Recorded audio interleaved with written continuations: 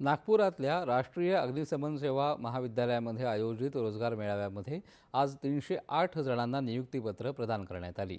यावेळेस केंद्रीय रस्ते वाहतूक आणि महामार्ग मंत्री नितीन गडकरी यांनी केंद्र शासनाच्या विविध विभागांमध्ये नव्याने नियुक्त झालेल्या उमेदवारांना मार्गदर्शन केलं। व्यक्तिगत आणि व्यावसायिक जीवनामध्ये यशस्वी होणं आवश्यक आहे, सोबतच राष्ट्रीय आणि सार्वजनिक जीवनात देखील सेवा करणं आवश्यक असल्याचं त्यांनी यावेळी सांगितलं।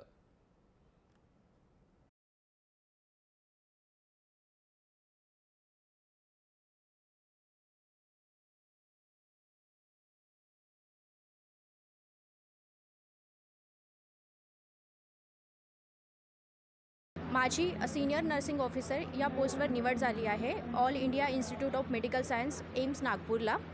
मी या पदावर माझे बेस्ट देण्याचा प्रयत्न करेन आणि आज माननीय नितीन गडकरी सर आणि नरेंद्र मोदी सर यांच्या मार्गदर्शनाखाली त्यांनी खूप चांगल्या प्रकारे मार्गदर्शन केले आहे, तर मी बेस्ट देण्याचा प्रयत्न करेन।